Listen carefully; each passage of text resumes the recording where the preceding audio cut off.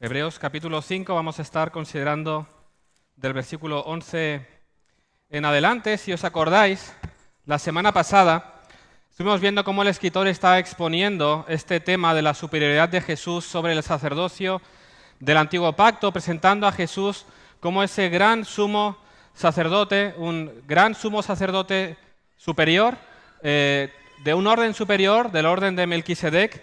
Él está desarrollando ese argumento, como vimos, que durante el capítulo 5, 6 y 7 nos va a llevar a la conclusión de que tal sumo sacerdote nos convenía. Él está en medio de ese desarrollo y tú llegas al texto de ahora y dices, ¿qué pasa? El autor se detiene, de repente en su argumento hay como un paréntesis aquí para lanzar una exhortación a su audiencia, a sus lectores. Si tú vas leyendo la carta a los hebreos te darás cuenta de que en más de una ocasión sucede esto. El autor está explicando algún tema y de repente se dirige directamente a sus lectores para exhortarlos o aplicar directamente ese texto. Eso es así porque él no está dando un mero tratado teológico, él está exponiendo sublimes verdades que tienen que afectar y transformar a aquellos que la están escuchando. Él no está haciendo una mera clase teórica para llenar sus intelectos, sino quiere que esas grandes verdades del Evangelio transformen sus corazones, sean confrontados, sean sacudidos, sean animados y sean alentados a perseverar hasta el fin. Por eso le está explicando esto y nos encontramos de repente con lo que vamos a leer ahora, Hebreos capítulo 5, versículo 11 en adelante. Dice así, acerca de esto, del tema que está desarrollando hasta ahora, tenemos mucho que decir y difícil de explicar, por cuanto os habéis hecho tardos para oír, porque debiendo ser ya maestros después de tanto tiempo, tenéis necesidad de que se os vuelva a enseñar cuáles son los primeros rudimentos de las palabras de Dios. Y habéis llegado a ser tales que tenéis necesidad de leche y no de alimento sólido. Y todo aquel que participa de la leche es inexperto en la palabra de justicia, porque es niño. Pero el alimento sólido es para los que han alcanzado madurez, para los que por el uso tienen los sentidos ejercitados en el discernimiento del bien y del mal. Por tanto, dejando ya los rudimentos de la doctrina de Cristo, vamos adelante a la perfección, no echando otra vez el fundamento del arrepentimiento de obras muertas, de la fe en Dios, de la doctrina de bautismos, de la imposición de manos, de la resurrección de los muertos y del juicio eterno. Y esto haremos si Dios en verdad lo permite. ¿Os habéis dado cuenta de lo que de lo que acaba de hacer, no? En medio de su discurso, él dice, espera, que veo que no me estáis siguiendo, que veo que no me vais a entender, que no estáis pillando lo que voy a estar explicándoos o lo que os estoy explicando. De repente se da cuenta de que está dando una clase universitaria a unos párvulos y está diciendo, uy, os estoy hablando de cosas que no podéis entender. Es una exhortación fuerte. Les está diciendo, hey, veo o creo que no tenéis la capacidad de entender lo que os estoy explicando.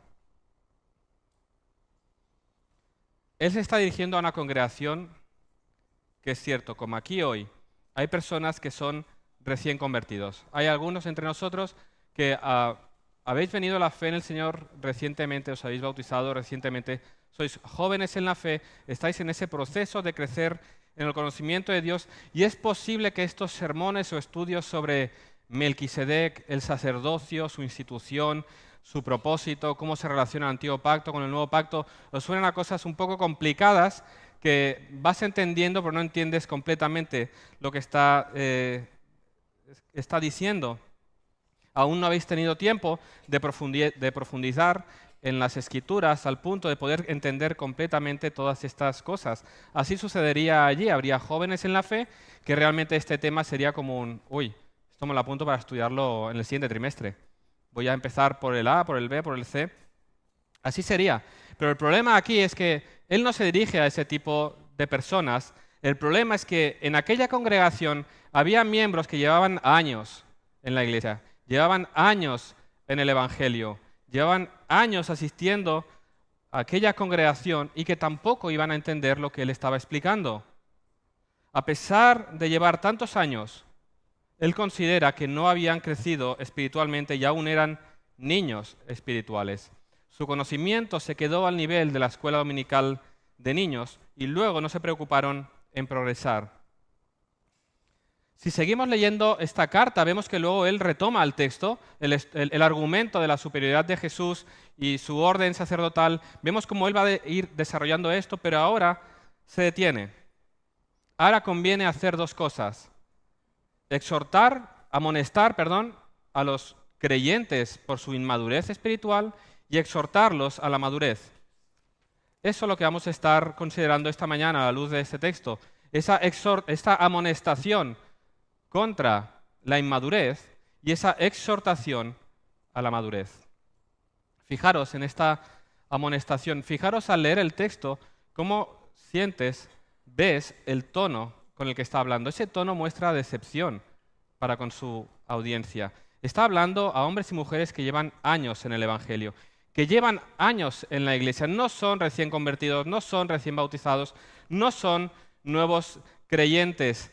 Él espera o debería que ellos entendieran lo que está explicando. Es un tema complejo el que está explicando, pero ellos deberían tener la capacidad de entenderlo. Yo veo a este hombre escribiendo la carta y de repente venir a su mente a quién está hablando y decir, espera, porque el tema es complejo y no me vais a entender. Él está viendo, está trayendo a su mente esa congregación y lo que piensa de ellos son inmaduros espiritualmente. ¿Por qué llega a esa conclusión? Lo hemos ido viendo. Ellos están considerando volver al judaísmo. Ellos están considerando volver a las ceremonias y rituales del antiguo pacto. Ellos están buscando su seguridad y su confianza en todos aquellos rituales que no son más que sombra de esa verdad última y completa que es Cristo. ¿Cómo puede ser que volváis de lo completo a lo incompleto? ¿Cómo podéis volver de la realidad a la sombra? ¿Cómo puede ser que estéis planteando que vais a estar mejor bajo el antiguo pacto que no bajo Cristo? Aquí hay algo que no funciona, hay algo que no habéis entendido. Ese es el tono, esa decepción. Acerca de esto, del sacerdocio de Cristo, tenemos mucho que decir y difícil de explicar, pero os habéis hecho tardos para oír. Él estaba dispuesto a lanzarse al fondo, a sondear la profundidad de las riquezas de la palabra de Dios. Él quería llevarlos a apreciar la riqueza del Evangelio, a observar, contemplar la grandeza de Cristo como sumo sacerdote. Él quería ver cómo se relaciona con todas las promesas, ceremonias y rituales del antiguo pacto, cómo todo lo que había en el pasado están hablándonos de Cristo y de qué manera se reflejan de manera sublime, perfecta en la persona de Cristo, en su obra. Él quiere lanzarse a lo más profundo de las Escrituras y se da cuenta de que les está hablando en chino, que no los va a entender, no le van a entender. Ahora, fijaros, el problema no se encuentra en la enseñanza en sí, en el tema. Es cierto que es un tema más complejo, porque tiene que ver con el sacerdocio del antiguo pacto, su institución, su propósito, etc. Está hablando de Melquisedec, alguien que está muy atrás en la historia. Es cierto que se puede tratar de una enseñanza más avanzada, más compleja, pero el problema no se encuentra en la enseñanza en sí. El problema tampoco es intelectual. El escritor no está diciendo, el problema es que no sois suficientemente inteligentes para entenderme. Es que no sois listos y no me vais a poder seguir. No se trata de una cuestión de inteligencia o de capacidad. No tendría sentido que este hombre les reclamara por la capacidad o coeficiente intelectual que estas personas puedan tener. No les podría amonestar por causa de esto. Todos y cada uno de nosotros tenemos diferentes capacidades que Dios nos ha dado. Cada uno de nosotros tenemos distintos coeficientes intelectuales. A cada uno Dios nos ha dado un talento. No les está recriminando por su capacidad intelectual. Él los está amonestando por su pereza espiritual. Ese es el problema. El problema de sus lectores no es intelectual, sino espiritual. Es cierto, el tema es complejo, pero un creyente maduro que ha crecido en el conocimiento de las Escrituras va a poder entenderlo. El problema es la pereza espiritual. El problema es que ellos se han vuelto tardos para oír, torpes, lentos, literalmente perezosos o negligentes. Ese es el problema. Esa es la amonestación. Se han vuelto perezosos y negligentes con todas las cosas que tienen que ver con Dios.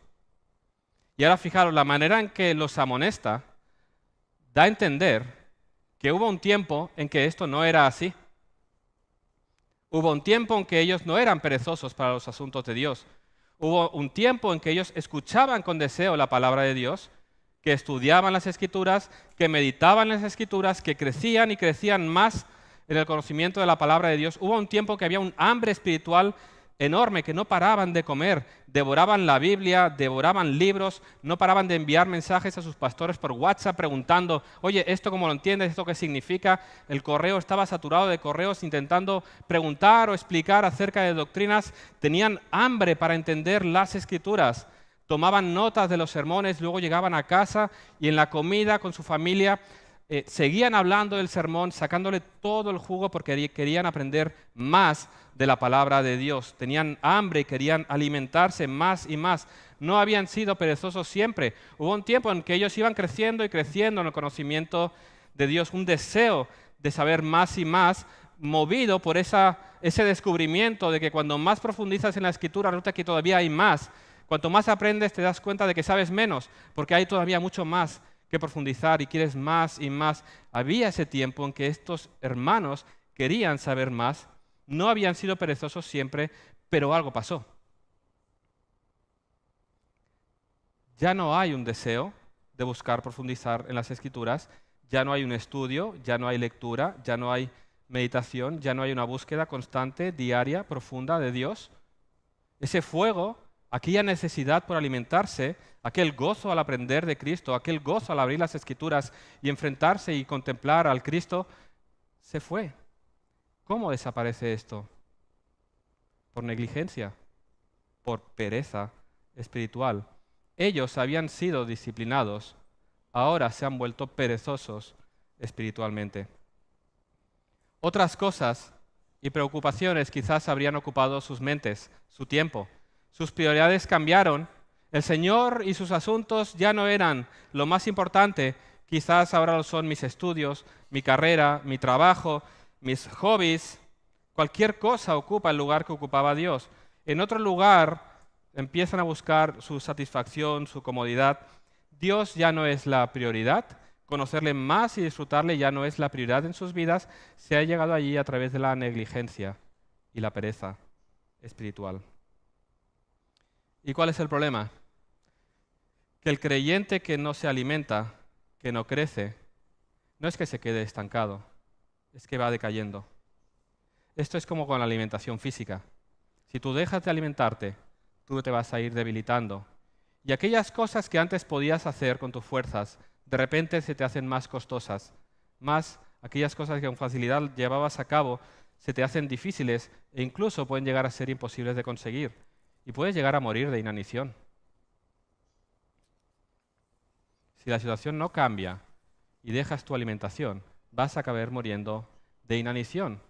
Y esa es la advertencia que una y otra vez va a enfatizar el autor de Hebreos, el peligro de caer en la apostasía, el peligro de rechazar y apartarse completamente de la fe.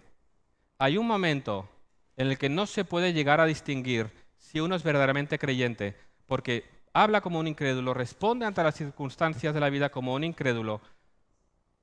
Hay el peligro al final de caer en la apostasía, rechazando la fe, haciéndose evidente en ese momento que nunca se tuvo esa fe. Ese es un tema que trataremos, si Dios quiere, la próxima semana, porque se trata en los versículos 4 en adelante, en el que él habla de este tema, pero fijaros la preocupación del autor de Hebreos por el peligro de caer en la apostasía cuando uno se va apartando y apartando. Esa es la cuestión. Si no estás creciendo, hay un peligro, estás en un peligro del que quizás no eres consciente ahora, pero es importante que examines bien tu vida. Y es lo suficientemente importante esta cuestión como para detener su argumento. Él no llega a terminar el argumento del sacerdocio de Cristo. Él se para y dice, esto es importante. Mira bien dónde estás. Mira bien tu corazón. examina tu vida. Y Él va a ir usando diversas imágenes para que seamos confrontados y examinemos dónde estamos, cuál es nuestra condición. En primer lugar, le dice que debían ser maestros y aún son párvulos. Dice, porque debiendo ser ya maestros después de tanto tiempo, tenéis necesidad de que se os vuelva a enseñar cuáles son los primeros rudimentos de las palabras de Dios. No significa esto que todos los creyentes terminarán siendo maestros de estudio bíblico en la iglesia. No está hablando de esto. Dios ha llamado a ciertos hombres para llevar a cabo este ministerio en su iglesia de enseñar. Dios ha dado diferentes dones a su iglesia para la edificación de la iglesia. Hay los que enseñan, los que sirven, los que son hospitalarios, los que presiden, ¿verdad? En Romanos encontramos cómo Dios ha dado diferentes dones a su iglesia para edificarla. No significa que ellos debían estar enseñando como maestros en la escuela dominical o en el estudio bíblico o en un seminario. No está hablando de este tipo de maestros. Lo que está diciendo es que el creyente a este punto de estos años que llevan el Evangelio debería haber crecido en el conocimiento de las Escrituras a este nivel, con la capacidad de enseñarla. No necesariamente desde el púlpito, pero sí en los discipulados y en la consejería bíblica los unos para con los otros, enseñando a los hijos, enseñando, ayudando a nuestros hermanos a entender las Escrituras. Ha de haber crecido de tal manera, no solamente para entender estos temas complejos, sino para explicarlos también. Deberías ser maestros. Él espera que los creyentes que llevan años en el Señor se han dedicado de tal manera a estudiar las Escrituras que pueden aconsejar bíblicamente a sus hermanos, ayudándose unos a otros a crecer, a vivir sus vidas a la luz del Evangelio. El problema es que cuando no hay esa búsqueda de Dios, no hay esa búsqueda del conocimiento, de crecer en el Evangelio, uno no solamente no se vuelve maestro, sino que necesita un maestro toda la vida. Alguien que ha caído en la pereza espiritual se convierte en un receptor perpetuo, participando cuando se siente con el deseo o es confrontado en algunos estudios o discipulados, pero siempre recibiendo, siempre con las mismas preguntas, siempre con las mismas luchas, pero nunca creciendo al punto de participar enseñando y bendiciendo a sus hermanos. Aquel que cae en la pereza espiritual se convierte en un necesitado perpetuo. Como decía antes, no significa que todos acabaremos enseñando delante, pero sí deberíamos tener el conocimiento para enseñar y ayudar a nuestros hermanos a crecer en la fe.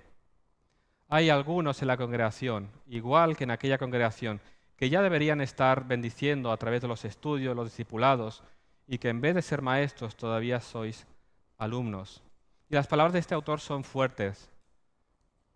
Él quiere confrontar sus corazones. No solamente no sois maestros, sino que sois párvulos.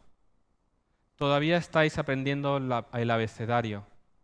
Todavía estáis aprendiendo a dibujar la A y la B. Todavía estáis en los elementales de la fe, de la salvación en Cristo.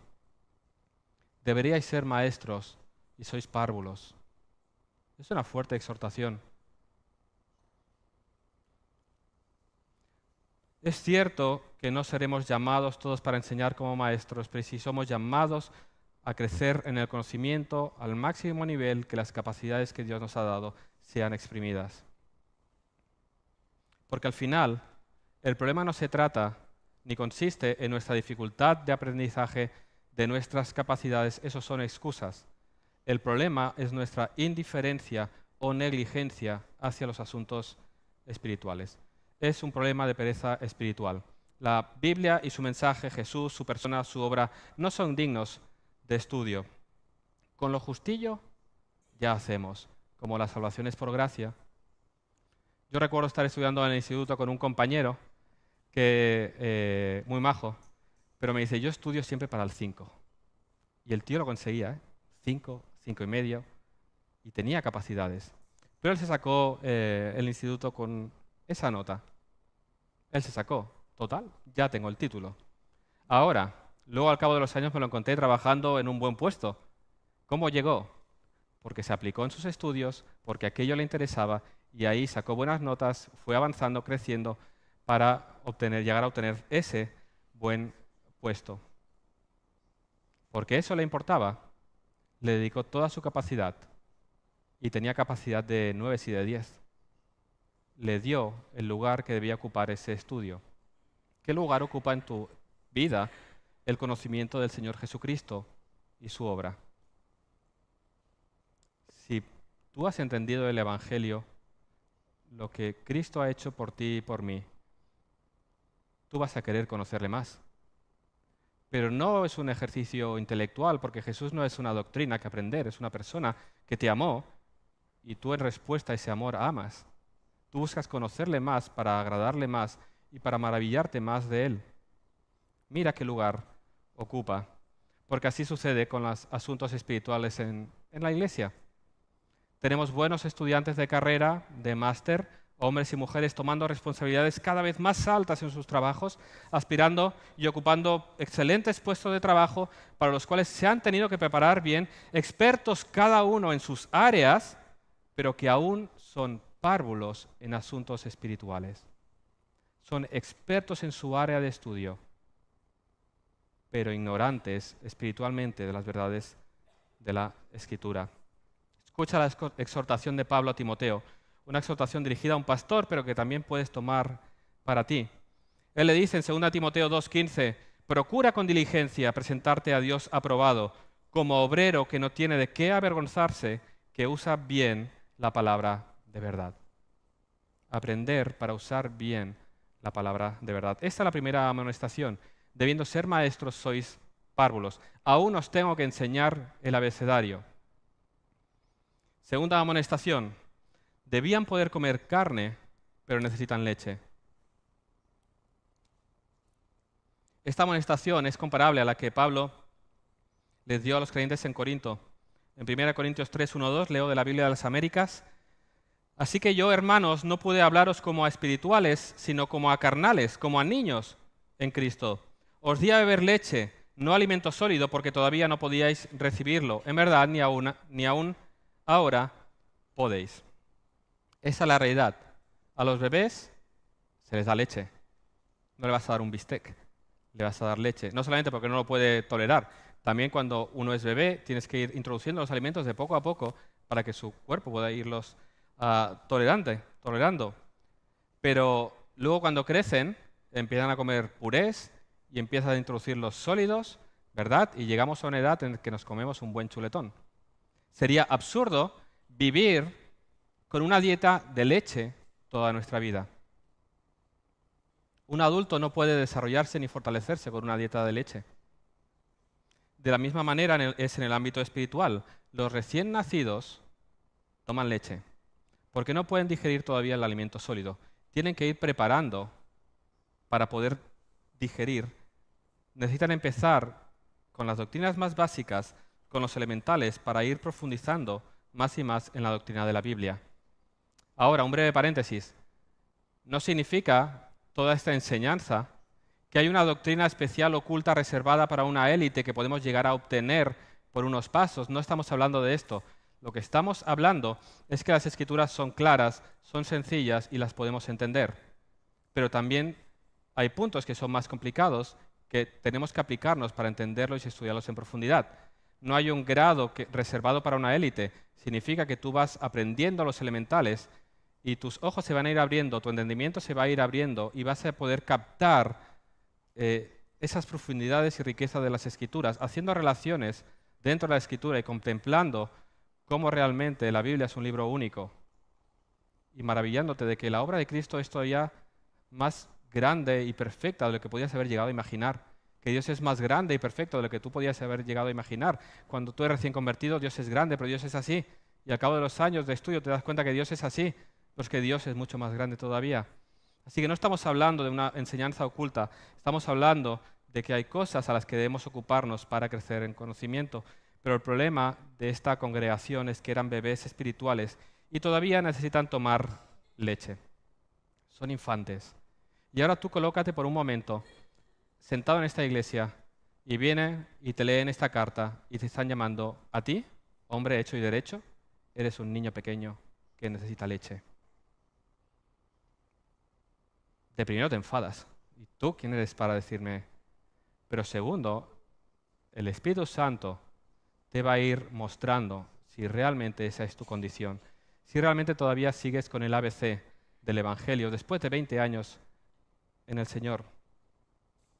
Es verdad, si a mí alguien al principio me viene y me dice, mira, te voy a explicar el sumo sacerdocio de Cristo, del orden de Melquisedec y cómo se relaciona con el antiguo pacto, y dirá, ¿qué? ¿El qué? No iba a entender. Es necesario empezar a ir estudiando el Antiguo Testamento, el Nuevo Testamento, para ir apreciando estas verdades.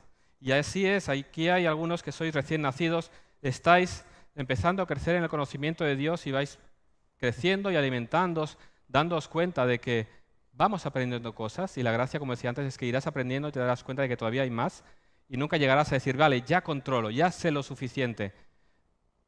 Aliméntate bien, con una buena dieta para irte desarrollando bien. Solamente de esa manera apreciarás las riquezas de Cristo. La dieta buena, blanda al principio, pero entrenándote, ejercitándote para poder llegar a comer alimento sólido. Decía un pastor, los que tenéis hijos sabréis que no suelen adquirir fácilmente ciertos gustos. Si cada día les das patatas fritas y helado, comerán muy a gusto. Pero el día que por primera vez les sirvas hígado y coles de Bruselas, sin duda protestarán. Durante un periodo tendrás que soportar luchas, lágrimas y amarguras en casa, pero sabes como padre o madre que tu hijo tarde o temprano necesita adquirir esos otros gustos. De otra manera le faltará una dieta equilibrada y sana y llegará a ser un adulto mimado y caprichoso, incapaz de adaptarse a diversas situaciones sociales y de saborear la amplitud de bendiciones que la vida proporciona. Si lo consientes ahora, no le haces ningún favor a la larga. Se quedará un poco menguado en cuanto a sus posibilidades de disfrutar de la vida. Eso es así. Lo triste es que en medio de la congregación hay quienes se conformaban con las patatas fritas y el helado, como una dieta para ellos y para sus hijos. ¿Y eso dónde lo vemos? Participamos o hacemos participar a nuestros hijos en ciertos campamentos, retiros, actividades que son atractivas porque ofrecen comida rápida, leche, entretenimiento, música, diversión, amigos, leche, pero nada de carne. Fíjate que ese tipo de actividades atraen mucho más que si los llamamos a participar de un estudio sobre la santidad de Dios y de qué manera nuestras vidas pueden ser transformadas por ella. Al joven, si te pongo una hamburguesa al McDonald's y un plato de coles de Bruselas, sabemos lo que vamos a escoger.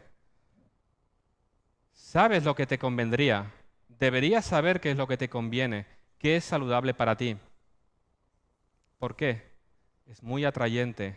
Esa comida rápida es sencilla, rápida, pero no alimenta. Puede ser atractiva, pero sabes que nunca te vas a fortalecer, ni vas a tener una vida saludable alimentándote de hamburguesas del McDonald's. Vas a caer enfermo realmente. Esa es la realidad. Puedes participar toda tu juventud en el Señor participando de actividades divertidas de diferentes ministerios que no son más que leche. Y te vas a encontrar con 40 y 50 años con la misma fe de campamentos. Una fe que no madura. Una fe que no sabrá responder ante las circunstancias que nos vamos a encontrar en la vida como adultos. Porque la vida no es fácil. No vamos a tener herramientas, vamos a ser llevados de un lado a otro y ante cualquier adversidad vamos a ceder, vamos a caer derrotados. Piensa bien en ello. ¿Cuál es la dieta que estás tomando? ¿Qué es lo que te conviene? ¿La comida rápida o masticar aquello que tiene una riqueza que va a alimentar tu corazón y tu mente y te va a capacitar para llevar a cabo el ministerio que Dios te ha encomendado y te va a fortalecer para ser bendición para los otros? Piensa en ello. ¿Cuál es tu dieta? No queramos ser como Peter Pan, eternamente niños. Procuremos la madurez. Examina tu vida y ve si estás tomando leche o estás tomando carne. Porque sigue diciendo que debiendo ser adultos, aún son niños. Todo aquel que participa de la leche es inexperto en la palabra de justicia, porque es niño. Pero el alimento sólido es para los que han alcanzado madurez, para los que por el uso tienen los sentidos ejercitados en el discernimiento del bien y del mal. Un adulto que se porta como un niño es algo vergonzoso. Decía este pastor, ¿cómo responde un niño ante el dolor? Solo sabe llorar, gritar y patalear y correr a sus papás. Eso es normal en su edad. Pero si una persona de 40 años hace lo mismo, algo anda mal. Y si ante la aflicción o la prueba el creyente veterano solo sabe quedar perplejo, protestar o derrumbarse, puede ser evidencia de infantilismo espiritual. El conocimiento bíblico no es meramente teórico.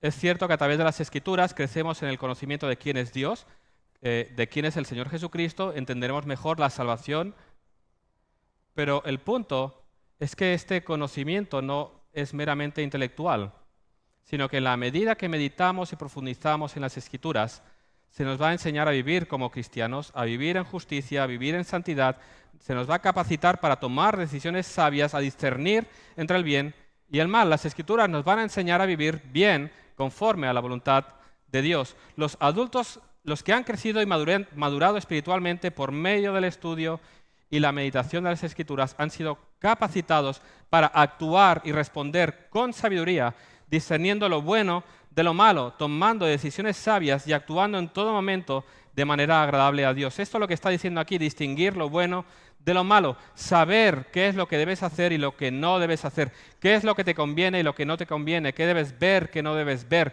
qué debes escuchar, con quién debes estar, con quién no. La Escritura te capacita para vivir la vida cristiana. Y el autor les está diciendo a sus lectores que vosotros no sois así, no sabéis discernir el bien y el mal, no, sois niños, no sabéis responder a la adversidad como adultos. Como decía antes, esto lo ha visto él en la manera en que ellos soportan la adversidad y la persecución. Entended, su contexto es complicado. Por causa de Cristo han sido rechazados, ya no comparten con sus amigos en la sinagoga, por causa de Cristo son echados, son perseguidos, son incluso muertos algunos. O sea, la situación es difícil, pero de qué manera van a responder muestra su madurez o no en el Señor.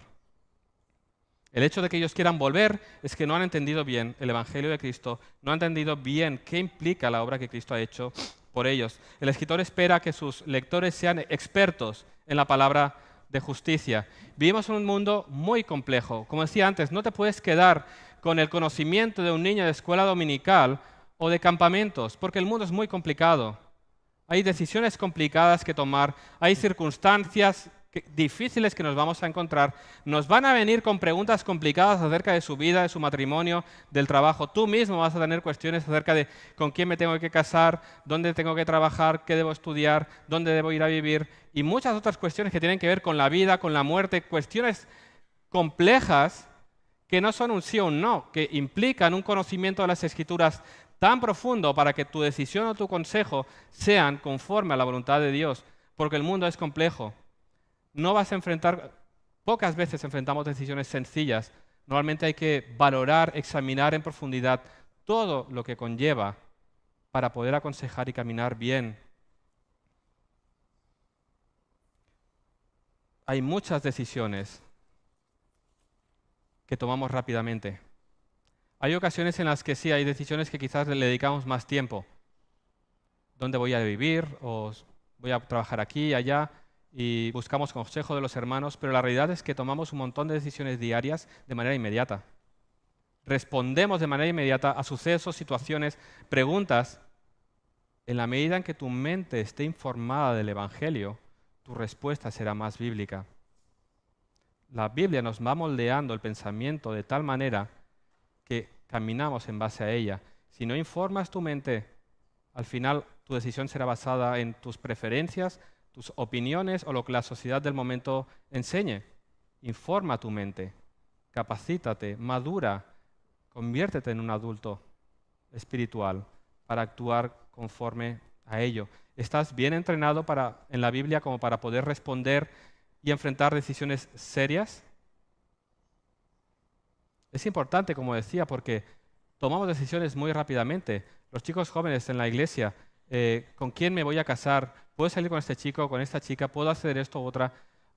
Hay muchas decisiones que tienen consecuencias. Claro que el Señor luego nos perdona si vamos a Él en arrepentimiento. Claro que sí. Si hay un arrepentimiento sincero, Dios va a perdonar. Pero las consecuencias vienen con nosotros y las podemos estar sufriendo toda la vida. Cuán importante que todas nuestras decisiones estén informadas bíblicamente. Graba bien las verdades de la Biblia en tu mente y en tu corazón para responder de estas maneras, cuanto más saturado estés del Evangelio, más sabias van a ser tus respuestas y tus decisiones. Y eso es por medio del ejercicio de nuestras mentes.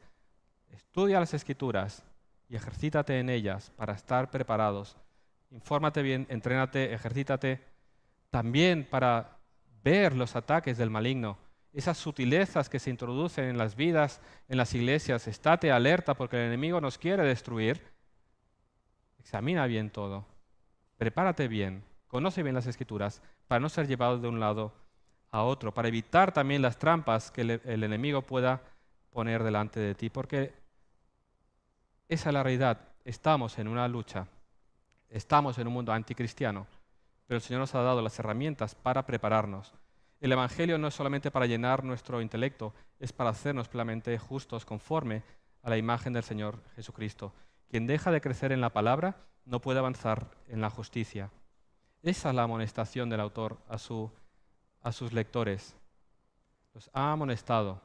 Sois párvulos, tomáis leche, sois niños. Ahora, el propósito del autor no es destrozarlos. Fijaros cómo sigue. Él los confronta porque realmente primero tiene que denunciar el pecado para que el hombre se humille y venga a Cristo. Ahora, ¿qué hace? Ahora los va a exhortar. Ante la realidad de todo esto, venga, ponte las pilas. Abre la Biblia, medita en ella, estudia en ella, crece, tira adelante.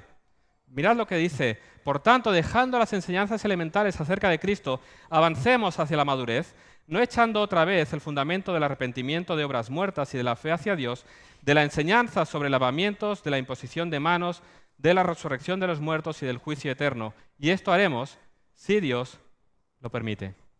Esa es una exhortación al crecimiento, a procurar la madurez espiritual. Primero los ha avergonzado, ha mostrado su condición y ahora los exhorta diciendo, vamos adelante.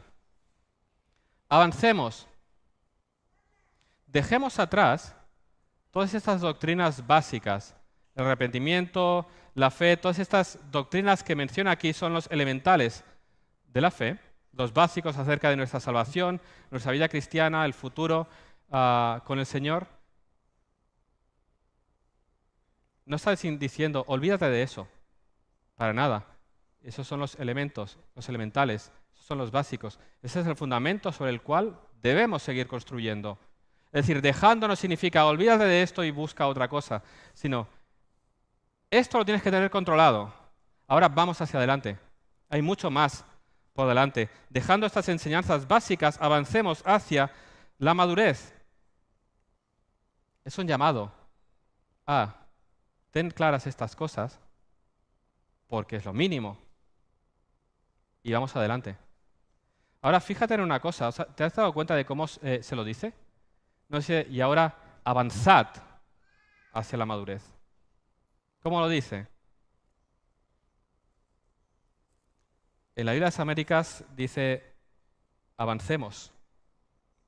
Aquí dice en la Reina Valera, vamos adelante. Él se identifica con ellos. Él está en la misma lucha por crecer, por madurar, para crecer a la estatura de Cristo.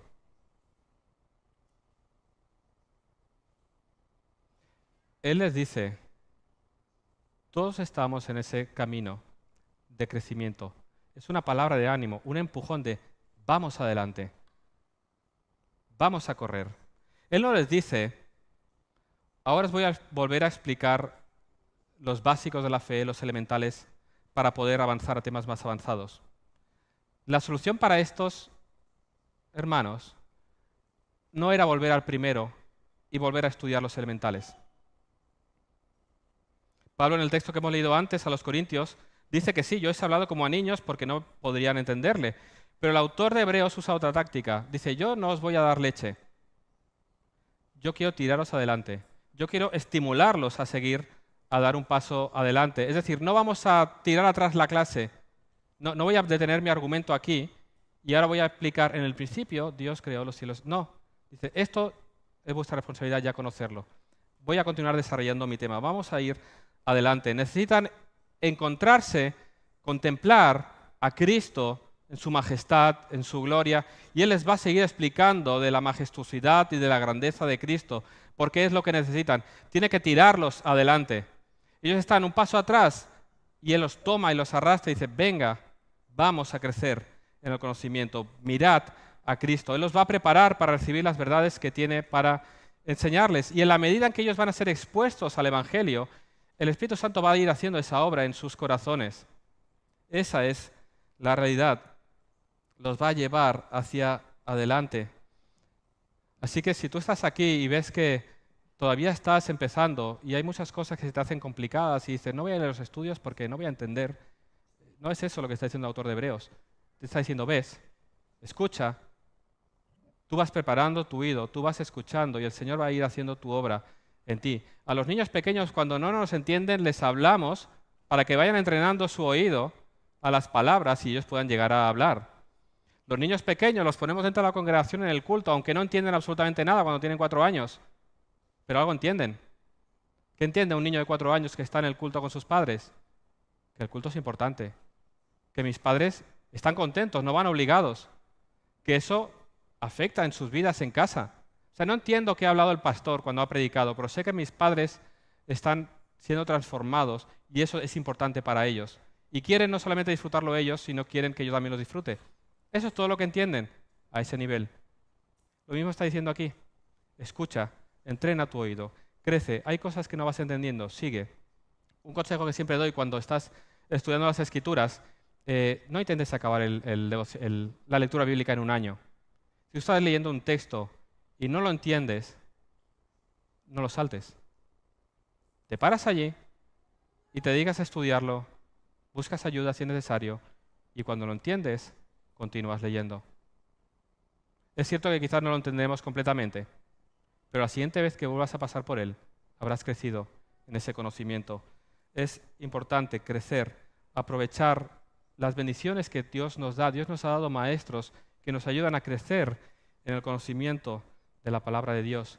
Quizás no entiendo, pregunta. Hay ocasiones en que después de un estudio alguien me dice, perdona, pregunto demasiado, ¿verdad? Y yo digo, no.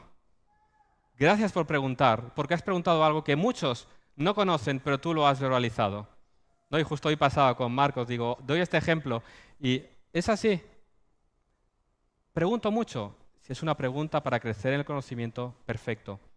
Para entenderlo tú y todos. Debemos procurar crecer en el conocimiento de la palabra de Dios, en todo. Es cierto que hay ocasiones en las que nos desanimaremos, en que las cosas se ponen complicadas, en que podemos caer en la pereza, que un día somos confrontados, nos esforzamos y luego vemos que no podemos. Pero es un llamado a esforzarnos. El autor de Hebreos ya lo ha dicho antes, esforcémonos por entrar en el reposo de Dios. Hay mucho por delante y es un trabajo. Y nunca nadie puede decir, ya he llegado. El apóstol Pablo, que estaba mucho más allá en el camino que nosotros, dice, no que lo haya alcanzado ya ni que ya sea perfecto, sino que prosigo para ver si logro asir aquello para lo cual fui también asido por Cristo Jesús. Hermanos, yo mismo no pretendo haberlo ya alcanzado, pero una cosa hago, olvidando ciertamente lo que queda atrás y extendiéndome a lo que está delante, prosigo a la meta, al premio del supremo llamamiento de Dios en Cristo Jesús. Para Pablo la vida cristiana es una vida de crecimiento constante. Hay una carrera, la meta está allí delante y yo voy a estar corriendo hasta mi último aliento, hasta llegar allá. Es un camino de santidad, de crecimiento que nos va a llevar toda la vida en la que tenemos que esforzarnos. Tenemos que correr, abrir la Biblia, estudiar la Biblia, meditar la Biblia. Hay un esfuerzo por nuestra parte, por supuesto, pero no olvides que esta obra no está fundamentada en tus propias capacidades. La santidad, el crecimiento es una obra del Espíritu en nuestras vidas. Nosotros colaboramos en nuestra santificación, en nuestro crecimiento. En la salvación no, es la obra exclusiva de Dios, pero nuestro crecimiento y santificación es una obra en la que nosotros colaboramos. El Espíritu obra esta santificación en nosotros, ilumina nuestra mente, nos da el entendimiento, pero tú y yo tenemos que abrir la Biblia y estudiarla. Hay un esfuerzo en nosotros. Y el autor de esta carta quiere que no olvidemos esto, porque así leemos en el versículo 3, esto haremos si Dios lo permite. Es Dios quien hace la obra en nosotros. Pero hay una cosa que se nos pasa en una primera lectura, en nuestra traducción al castellano, que cuando leemos vamos adelante a la perfección, o en la Biblia de las Américas avancemos hacia la madurez, el texto original griego, la frase está en forma pasiva. Dice literalmente, dejémonos llevar adelante, indicando que esta obra es compartida, que es el Espíritu Santo el que nos santifica, el que produce en nosotros este hacer.